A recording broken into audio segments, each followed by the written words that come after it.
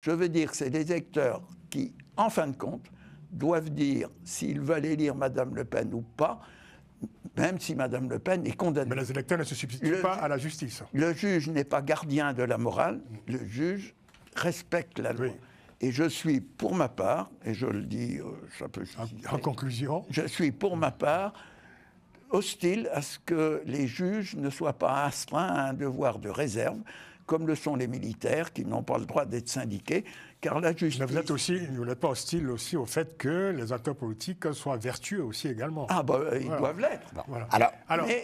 Voilà. Donc, alors, quand le Rassemblement national qualifie les juges, parle de dictature des juges et considère que le jour de la condamnation de Marine Le Pen était un jour sombre pour la démocratie, est-ce que ce n'est pas finalement le procès qui est fait aux juges qui est dangereux pour la démocratie ?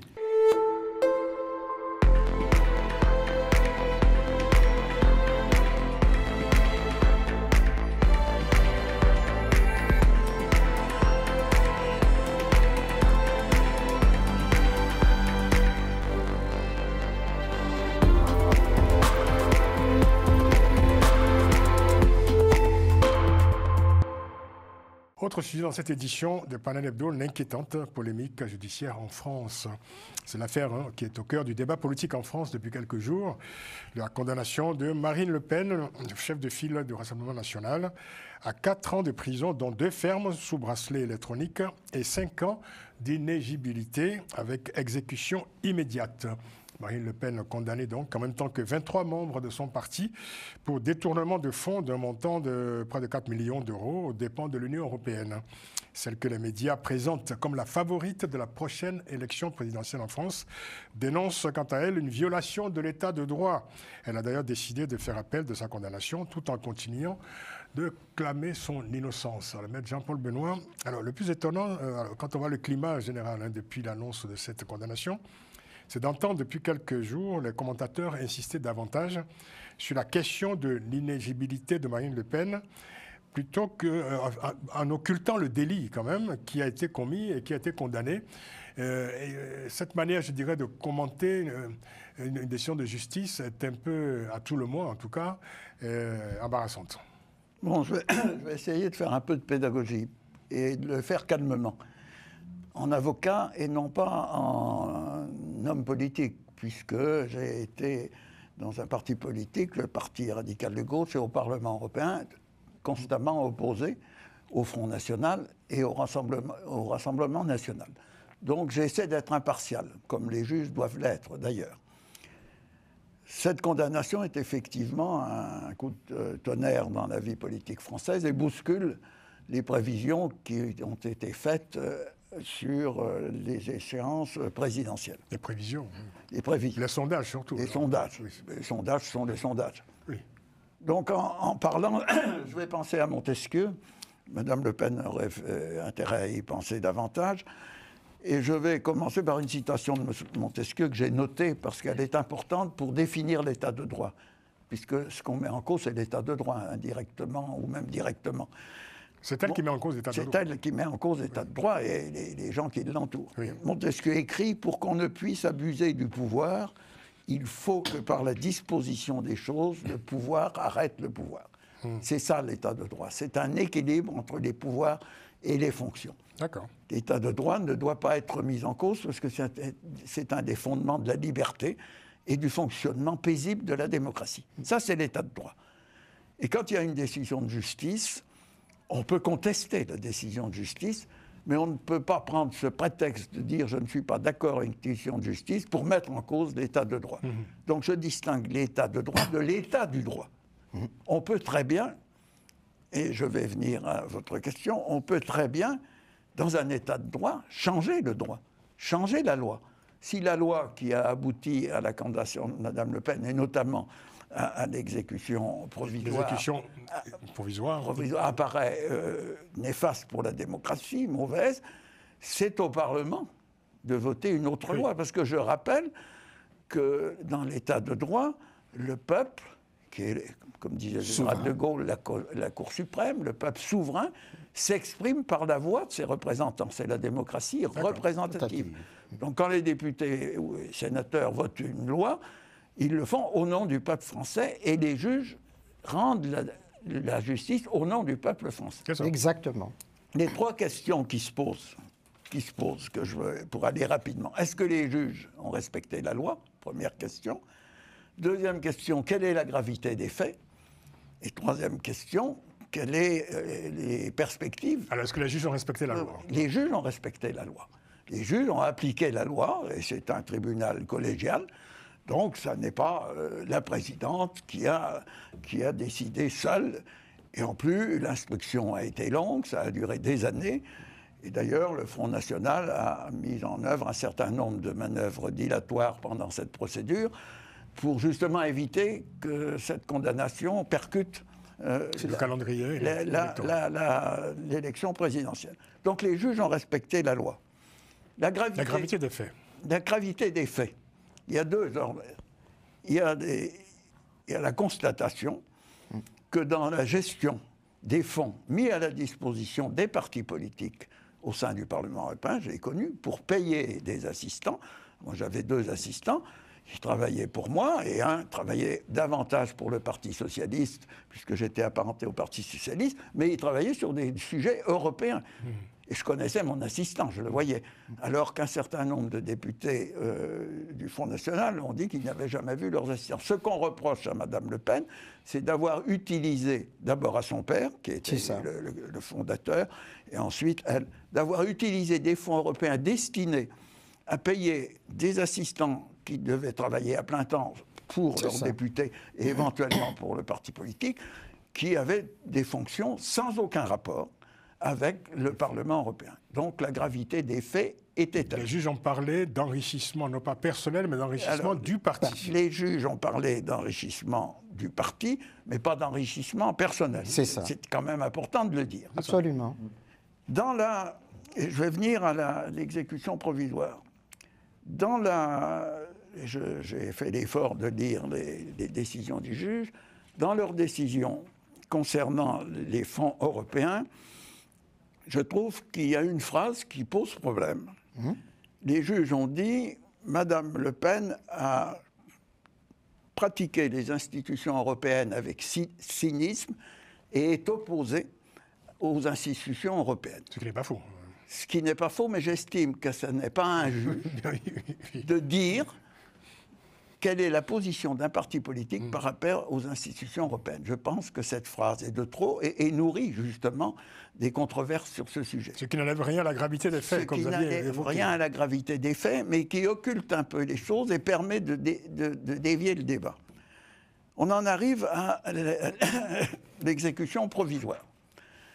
L'exécution provisoire, je rappelle d'ailleurs pour mémoire qu'au moment où l'affaire Cahuzac a eu lieu, puisque c'est après cette affaire qu'on a introduit cette notion nouvelle dans le droit, Mme Le Pen était pour l'interdiction à vie de l'éligibilité des hommes politiques qui auraient pu commettre des infractions pénales, notamment en matière de détournement de fonds. Donc, l'exécution provisoire, elle est dans la loi. Pour ma part, je suis hostile à cette disposition, car j'estime que toute décision de justice doit faire l'objet d'un appel. Et que dire qu'une décision de première instance ne peut pas faire l'objet sur un sujet aussi sensible que celui-là d'un appel, revient à dire d'une certaine manière qu'il y a une espèce d'infaillibilité. Ceci étant, il y a plusieurs personnes à qui cette disposition a été appliquée depuis des années. D'accord, mais ce n'est pas une raison. Voilà. C'est pas une raison. Non, je veux dire que donc il n'y a pas d'infaillibilité des juges. Oui. J'en arrive maintenant. En conclusion, s'il vous plaît. En conclusion, quelles sont les possibilités de Mme Le Pen? Elle a fait appel déjà. Elle doit faire appel. Oui. Ce qui est fait. Elle a fait appel. Mais j'ajoute, elle peut aussi poser une question au Conseil constitutionnel pour... Elle va le faire. Puisqu'il n'y a pas de jurisprudence très établie sur ce sujet. Et j'ai noté une disposition récente du Conseil constitutionnel sur ces sujets qui indiquait ceci, je vais vous lire, quand le juge a à se prononcer sur un sujet et demande une exécution provisoire, le Conseil constitutionnel dit « L'exécution provisoire n'est pas anticonstitutionnelle, elle ne doit pas avoir d'effet disproportionné sur les mandats en cours soit sur la liberté de choix des électeurs. Je veux dire que c'est des électeurs qui, en fin de compte, doivent dire s'ils veulent élire Mme Le Pen ou pas, même si Mme Le Pen est condamnée. Mais les électeurs ne se substituent pas à la justice. Le juge n'est pas gardien de la morale, le juge respecte la loi. Oui. Et je suis, pour ma part, et je le dis, ça peut... En conclusion, je suis, pour ma part, hostile à ce que les juges ne soient pas astreints à un devoir de réserve, comme le sont les militaires, qui n'ont pas le droit d'être syndiqués, car la justice... mais vous n'êtes pas hostile aussi au fait que les acteurs politiques soient vertueux aussi également. Ah, ils doivent l'être. Voilà. Alors, Voilà. Donc... Alors, quand le Rassemblement national qualifie les juges, parle de dictature des juges et considère que le jour de la condamnation de Marine Le Pen était un jour sombre pour la démocratie, est-ce que ce n'est pas finalement le procès qui est fait aux juges qui est dangereux pour la démocratie? Absolument, Francis. Il faut rappeler ce principe justement d'une part de séparation de pouvoir et que la justice, c'est le troisième pilier de la démocratie et de la République. Maître Jean-Paul a rappelé que les juges rendent la justice au nom du peuple français, tout comme les législateurs votent les lois au nom du peuple français. Ça, c'est le principe. Deux, et justement, qu'est-ce qui détourne l'opinion de la réalité de la condamnation de la délinquance financière de Marine Le Pen et du Front National? C'est le fait que, justement, Marine Le Pen, dès le soir, sur une chaîne de télévision française, est allée, justement, clamer cette histoire d'exécution provisoire, de dire qu'on a exécuté publiquement. C'est pas et une histoire, et que c'est comme si c'était essentiel. C'est ça, voilà. C'est quand même essentiel. Non, non. Mais l'essentiel, c'est le délit. À la source, il y a un délit. Exactement. Il y a la délinquance financière. Oui. Et que donc, elle a focalisé l'attention sur ce point et ses lieutenants ont repris cette même entière. Oui. Ce qui fait que on a occulté la réalité des choses. Mais, je dis ceci, dura lex sed lex. Oui, on connaît le latin. In medio virtus stat. In medio stat virtus. Et la justice... On mettra les sous-titres. N'est-ce pas? La justice s'est tenue à ces deux préceptes-là. Et que donc, les hommes politiques doivent...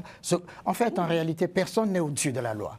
Non, mais tous les... Personne n'est au-dessus de la loi. On va avancer. Et que les juges se trompent ou que, comme ce que tu as... En tout cas, Marine Le Pen peut compter sur le soutien de certains leaders à travers le monde qui lui ont exprimé leur soutien. Parmi ces soutiens, on peut citer Donald Trump, Vladimir Poutine, l'ancien président du Brésil, Bolsonaro, Viktor Orban de Hongrie, des leaders européens d'extrême droite, sans oublier Elon Musk, qui a prédit que, je cite Elon Musk, il y aura un retour de bâton comme avec les attaques judiciaires menées contre le président Trump. Alors, qu'est-ce que vous pensez de ces soutiens qui proviennent de personnalités qui partagent quand même, plus ou moins en tout cas, le même profil idéologique? Non, mais tout ça nuit au Front National, ce soutien. Oui, c'est quand même intéressant en tout cas. Oui, ben, bien sûr. Assez rapidement, on va passer au troisième sujet. Oui, moi ce soutien, comme tu le dis, il est embarrassant. Mais moi, je reviens au point de l'inéligibilité avec exécution immédiate. Il y a un problème qui s'oppose, c'est la loi Sapin 2, qui a été votée en décembre 2016. L'infraction date de 2004. Elle a commencé en 2004. Elle a commencé en 2004 et s'arrête en 2016. C'est-à-dire que ça s'arrête avant le vote de cette loi. Ça, les juges de ça. Et la loi, il peut y avoir rétroactivité de la loi si elle avantage celui qui est accusé, l'accusé. Oui. Et donc, pour moi, il y a un problème au niveau de cette loi, au niveau de l'application de cette loi. Et on sent bien au niveau du jugement qu'on vise Marine Le Pen. Je ne soutiens pas du tout Marine Le Pen, mais je ne vois pas pourquoi... il n'y a rien qui fait que les juges doivent dire que la loi soit la même pour tous et considérer qu'il y a des jugements particuliers. Enfin, ça, c'est sûr que la loi est la même pour tous. Oui, mais elle ne peut pas être rétroactive. On peut penser que la condamnation, même si moi je ne nie pas le délit pénal, je ne nie pas le détournement de fonds, je dis que les juges ont choisi la sévérité extrême. Quand un juge rend une décision, il a la loi, il a une capacité en respectant la loi d'interpréter la loi, et il y a une espèce de hiérarchie des condamnations qui peuvent intervenir. Donc là, on a fait une condamnation très, très dure pour les détournements de fonds. Moi, je ne la conteste pas. Je pense qu'il y avait un système organisé pour utiliser les fonds européens.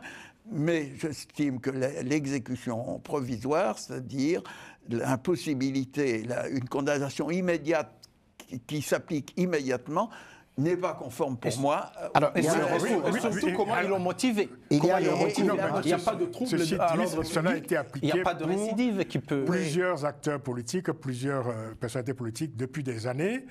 Pourquoi tout d'un coup, effectivement, parce qu'il s'agit de Marine Le Pen, vouloir changer la loi? À ce moment-là, je veux dire, on peut changer la loi, certes, mais il ne faut pas que la population ait le sentiment que cela se fait...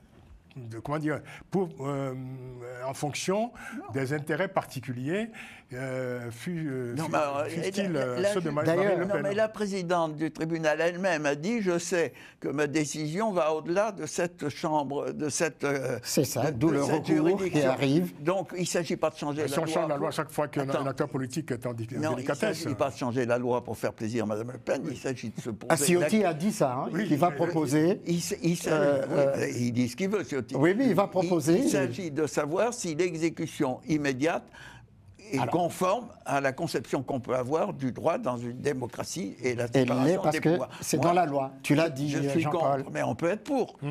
Mais tu l'as dit, c'est conforme à la loi. J'estime que la politique de victimisation excessive que fait Marine Le Pen nuit finalement à son propre parti. J'aurais été son avocat, je ne l'aurais pas défendu de la même façon. Mais qu'est-ce que tu aurais fait?